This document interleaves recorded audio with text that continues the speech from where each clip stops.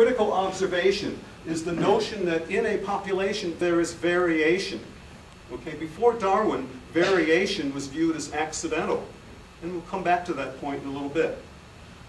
Many characteristics are heritable. And that's a key point because natural selection operates on traits that can be passed on from one generation to the next. Okay? So we're generally not concerned with environmentally induced traits here. From these observations, Darwin made a series of inferences. That is, not all offspring that are produced survive, because there are many more individuals that can be potentially around than we see. And there is a struggle for resources. And that's kind of an unfortunate phrase, because it leads to the notion that maybe evolution is all about who's the strongest one, which is another thing that my students tend to say. Next inference, some individuals are more likely to survive and reproduce than others because of their heritable traits. And then the final inference is that differences in survival and reproduction are non-random, with some traits being passed on at a higher rate than others. This is the gist of the idea of natural selection. So Gregory has a very nice, this very nice summary of Darwin's idea here. Darwin, and maybe I should switch to the next slide. Here, would you like me to move back there and you can just tell me when you want that slide? Oh, okay. Yeah, if you want to do that, that's fine. That works. Darwin, throughout Origin of Species, constantly made reference to what we sometimes call artificial selection. And Darwin had a really good grasp of how breeders operate both consciously and unconsciously. And what Darwin realized is that artificial selection provides a good analogy for what he called natural selection, and it also illustrates the power of the selective process. And even though many of my students have dogs, for example, they don't think about just how powerful selection is. And here's an example of these really controversial vegetables. We have broccoli. No, right? Yep. Yeah, broccoli. We have Brussels sprouts. We have cauliflower.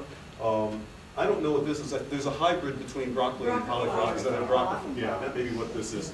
And then there's cauliflower, cabbage, and this horrible, disgusting stuff, which is called kale, I believe. Okay. And so some of these vegetables I really like, but there are a couple of them that I'm not so crazy about. Okay. But the point is that all of these different vegetables, and by the way, kohlrabi, if you know what that is, I couldn't find a good picture of it, is in the same grouping. All of these very different looking veggies were produced by artificial selection from a common ancestor, which is a wild mustard plant. Okay? So this illustrates the power of selection. Okay, and the next slide, I think we're ready for that. Yeah, this is the wild ancestor. Okay, it's a plant that's a very weedy plant, native, I believe, to the Mediterranean, but it's kind of spread worldwide. And if you go to the next slide, notice the flowers, first of all. Go back to the previous one. Typical mustard flowers, 4 petals. This family used to be called the family of cruciferae for that reason.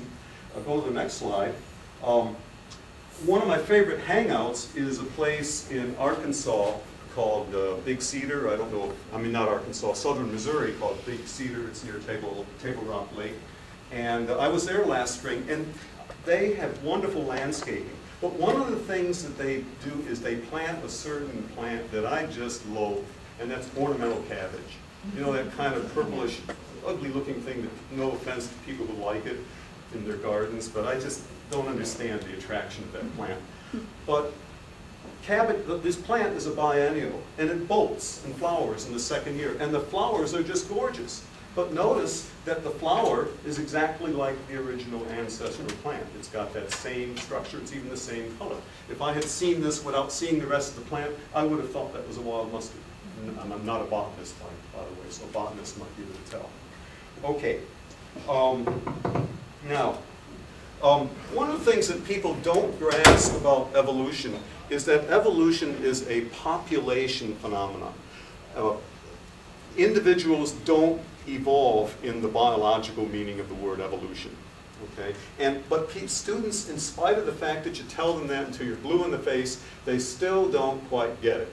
For example, the other day, one of my students said, because I always ask them what misconceptions they have about evolution, the one student said, well, how did we get from an individual cell, from the ancestral cell, the individual cell, to being a multicellular organism?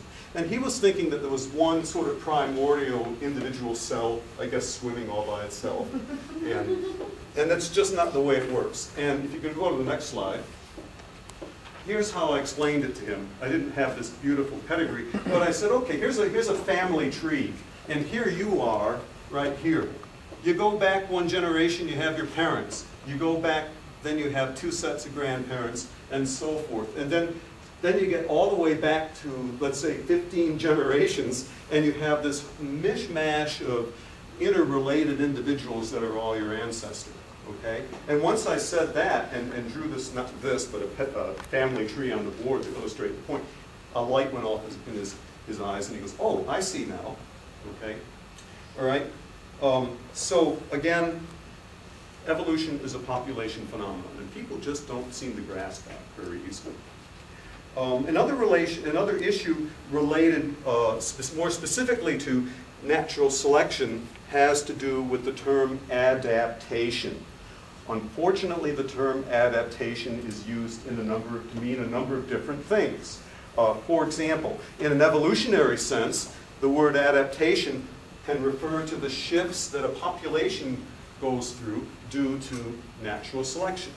That sort of response that we're familiar with.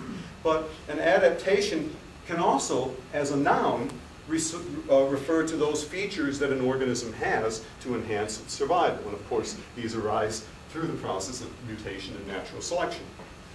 And yet there's a third meaning of adaptation, mainly the physiological responses of an organism to changes in its environment.